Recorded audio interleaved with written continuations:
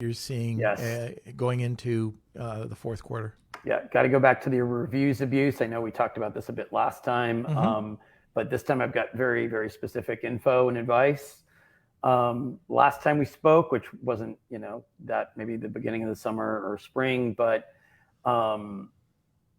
sellers were still getting reinstated without too much fuss and trouble. Maybe some cases were bad. If you had 3 or 4 or 5 methods that were non-compliant that you were using to get sales rank inflated, now there's lots of content in Amazon's messaging about sales traffic inflation, sales rank manipulation, not just reviews abuse. But generally speaking, a few months ago, we saw most people getting reinstated with a good plan of action. If they got stuck with the proper escalation, that's no longer the case. I used to say, well, if you've been busted for it twice, they're not letting reoffenders get back on. And I'm sure I said that to you a few months ago. Now we see first-time offenders. This is sort of the news. I don't know if this is new anymore, maybe 1 to 2 months on. First-time offenders are being told, don't appeal, you've got nowhere to go. Wow. Sometimes it's the nature. First time, well, some of the people that we've talked to haven't been suspended for anything, not just reviews abuse. They've never been suspended, period.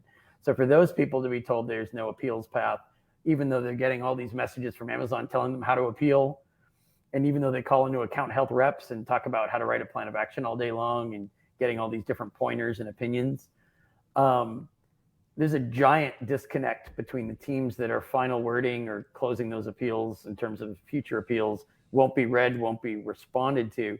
Giant gap between that team and the account health team that you're talking to when you call in, because you can't call in and talk to my former team, Seller Performance.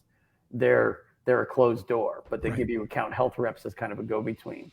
The problem is there's a lot of misleading, inaccurate information coming from account health reps, and some of them are very well-intentioned and well-meaning, and they might actually have a point because they see on your account that the appeal's been rejected and there is no reason given. There are no annotations by the investigator.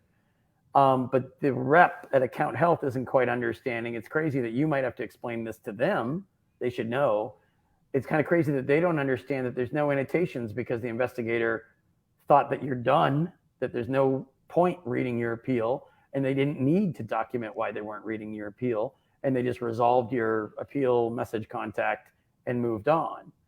And of course, if they had a better internal auditing process, they should be pulling aside those investigators saying, no, you still need to say why you're not answering this person. I never hear about that. I never see any evidence of that. What we do is hear from people who never hear a word, never hear a peep. They think they're waiting for an appeal to be answered, but there's no answer coming. They have no idea. And when they call account health, I don't hear enough. I sit in on some of these calls, right? I don't hear enough account health reps saying, I don't think an answer is coming. I don't think there's a realistic chance. You've either been suspended for something too terrible, like reviews abuse, Amazon's sick of it.